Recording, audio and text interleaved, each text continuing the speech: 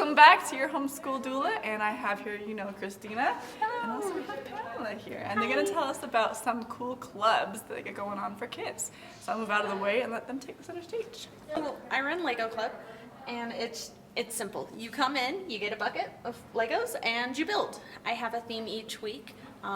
This week I don't have so much of a theme, so it's going to be Builder's Choice, which the kids really enjoy. And then they just build for an hour, and afterwards we save their creations and put them on display for a week. And when is Lego Club? Lego Club is Tuesdays from 4 to 5. Awesome. And it's what age group? Anyone? Anyone.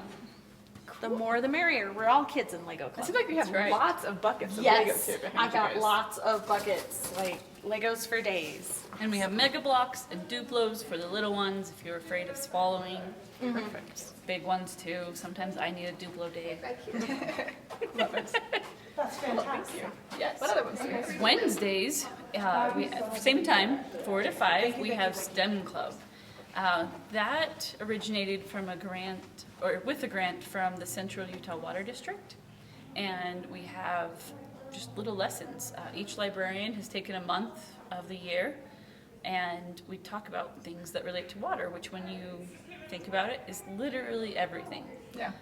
March was STEM stories, so lots of storybooks about, growing gardens, things like that. This coming month, I'm lucky enough to teach in April, and it's Citizen Science Month. And so we'll be encouraging kids to do their own experiments here and at home and feed that data to real scientists to inform their work. That's cool. So an example of citizen science work is the bird count. Anyone can go out, you go to a specific spot, you count how many of each different kind of bird you see, you report it. Scientists, ornithologists, and others use that information to see how migration patterns have changed, maybe populations have decreased, to keep an eye on how birds are doing. So go check out one of those bird watching kits in the Discovery cupboard of magicness. Yeah.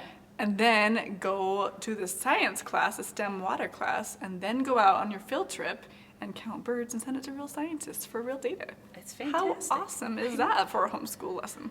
Exactly. And then in May, because I have May, Hooray! we are doing history of Utah water. So anything dinosaur related, I'm going to be working with the Utah Field House, and we'll get some fossils down here. Cool. So it'll be all fun stuff in May as well. So for kids like dino bones and fossils and glaciers. Yeah, just a little bit of everything. So Very all of cool. these. Awesome. So we have Lego Club, and we have like the STEM water club, and we also have Code Club. Code Club. Code Club is on Thursdays from 4 to 5. All of these are in the large conference room at the library. Where we're standing right now. This is the space.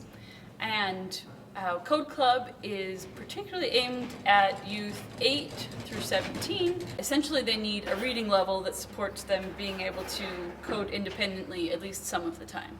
And you use Scratch, right? Yes. Some of the more experienced kiddos will use Raspberry Pi and other programs, but the program that we kind of help the kiddos along with is Scratch. So Scratch is an online free coding website that you can make your own little games and little people and little pictures. And I'm pretty sure you have a how to Scratch book you can check out too, with little how to follow your instructions here at the library. And so the kiddos can check that out, and you can help them at home so you know what they're going to do here at the class. And parents, caregivers, whoever, you're welcome to come along with your kiddo, whether they need support with reading or coding, or if you just want to learn along with them. It's a really fun activity to do with your kids. For sure. Awesome. So let's see, we have Legos, we have STEM water, we have coding, and I'm pretty sure you have yoga class too? Oh yes. We have yoga story time Tuesday mornings at 10 a.m. with Miss Kathy.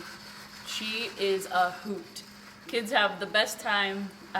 Lately it's been 30 people coming to do their yoga stories together. Yes. That's a lot. And yes, she's fantastic. The yoga is fun. There's always a snack. Can't beat snacks. Right? Then you have yoga story time and then normal story time. Yes. Regular story times are Mondays and Wednesdays. Look at you knowing all this stuff. Right? Who would have thought, right? I'm pretty sure there's like a whole corner of my brain that's just like the days and times of library activities. I believe right? it. Yeah. Can't keep track of my own schedule. Yeah, the whole Yeah, I don't library know what I'm schedule. doing from day to day, but I know what the library's doing. Okay, so normal That's- story time. Yes. So story time, as you would imagine it, finger plays, songs, reading a couple of books, doing a craft. Those take place on Mondays and Wednesdays at 10 a.m. and 11 a.m. 2 separate sessions. Parents, we know what it's like to be running late. If you come in at 10:30, you're still going to get a story time. If you come in at 12:30, just come find someone in the children's area. You'll still get a story time. And are these ones geared to younger kids? Yes. So we have babies on up to young homeschool kiddos, and we just tailor it to whoever shows up that day. Perfect. We used to have like this is the toddler time, and this is but all those ages fall in the same families. Right. So we just try to include a little something for everyone, and then you do a little craft and go home. Oh, and Thursday afternoons we have the same story times. So for those who have morning preschool or other commitments in the morning, Thursdays at 1 o'clock and 2 o'clock we also offer traditional story times. We got lots of options here. I love it.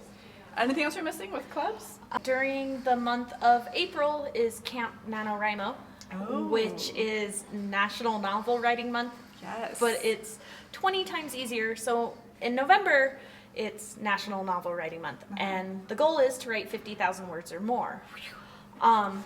With camp, you kind of set your own goal. So it could be an editing goal. It could be, I want to write 1,000 words. And so I run that, and I'm going to run that Thursdays in April from 7 to 8. So this is for a little bit older kiddos. Yeah, a who little want bit. to write and edit Yep. and do their own stuff. And Camp NaNoWriMo is like the perfect place I because love they that. also have the Young Writers Program, which is kind of geared towards Yeah, so younger. there's your writing program for the month of April for those of you who have older homeschool kids. Okay, very cool. Well, the library is just bursting full of options for all ages of kids for activities to do. So don't just come here to check out books. Come here to check out the programs and get your kids involved in the community. Thank you, Pamela and Christina, for enlightening us with your wisdom. Thank you. Welcome.